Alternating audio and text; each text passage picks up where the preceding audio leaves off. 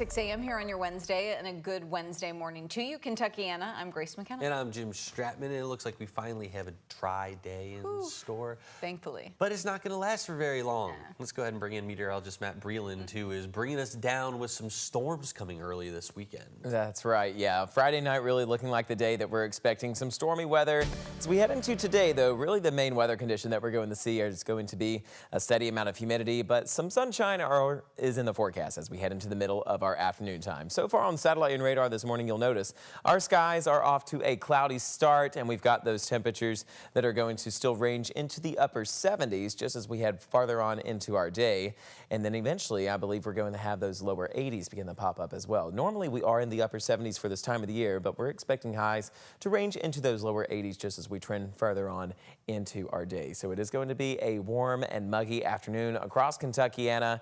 And as I mentioned, we're continuing to track a few of these lingering clouds, but they will begin to break apart just as we head later on into our afternoon time. Some of those light showers still developing across southern Indiana, but I am expecting a sunny pattern to arrive for our afternoon hours. We are keeping a close eye on Friday afternoon. That's going to include some chances for showers, and then Friday evening we'll bring in a few storms. Those details coming up in just a few short minutes, but here's a look at traffic this morning on those major interstates across Louisville. If you are planning to hop on the road anytime soon, you're looking good to go no matter where you're headed on I-65 or I-64, I-71.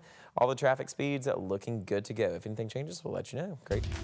Thank you very much, Matt. Our top story this morning, massive budget cuts on the way to JCPS. The district just voted to scrap nearly $100 million in spending for the next school year, and that's just the beginning of the changes. Gabriel Gonzalez joins us from the newsroom with details on what exactly is being cut. Gabe.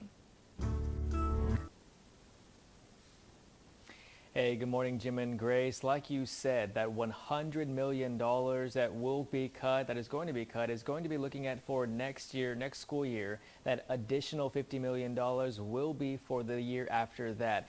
Now, here's a look at some of the breakdown. $1.6 million will be designated to buy new buses, and that's gone, along with $2 million in the Louisville Urban League funding. Now, JCPS is also delaying athletics renovations for 6 high schools, including Butler, Eastern, and Southern, because of rising construction costs. The tentative budget also includes $12 million in cuts to transportation stipends issued to parents because of the bus driver shortages.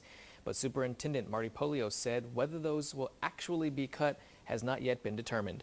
Already a reduction in that because we will be providing transportation to the students at Mayo, Manual, and the other magnet schools. So that's already reduced greatly. The board will need to decide in June if that's something that they want to bring back, and if we do, we'll have to bring back a corresponding cut. The budget also includes $1.5 million in cuts to TARC driver renegotiations. The district's goal is to get spending closer to what it costs for JCPS to have their own bus drivers. Polio said those negotiations are expected to start in a few weeks. Now, back here in the newsroom, the budget for last night, that is all tentative once again, and we'll get a better idea of the cost and cuts sometime later this year. Jim, Grace. Thank you very much, Gabe. Another major change for JCPS, a ban on cell phones in schools. The board approved banning phones all day. That is including during the lunch hours and also in school hallways between classes, though there are going to be some exceptions for emergencies and medical needs. Longtime board member Linda Duncan was the only person to vote against this ban. The policy itself will go in effect at the beginning of next school year, with each school set to determine its own policy for how to enforce it. And a major update in the upcoming Crystal Rogers case. A judge has ruled no cameras will be allowed in the courtroom for the upcoming trial of Steve Lawson. Judge Charles Sims said the court wants the trial to be conducted in a dignified manner without the distraction of recordings because the case is so high profile. He added the court also wants to avoid sequestering the jury. Judge Sims stated this is the first time he's banned cameras in 20 years. Media and the public will be allowed to watch the trial from the courtroom. Steve Lawson is scheduled to stand trial for the death of Crystal Rogers on May 27th in Warren County. The other suspects, Joseph Lawson and Rogers' former boyfriend, Brooks Houck, have trials set for June. Former Food Network star Darnell Super Chef Ferguson won't serve any jail time after accepting a plea deal in his criminal case. Ferguson was set to go to trial yesterday, facing charges including assault and strangulation against his wife. Ferguson pleaded guilty to 1 count of criminal mischief and 1 count of harassment.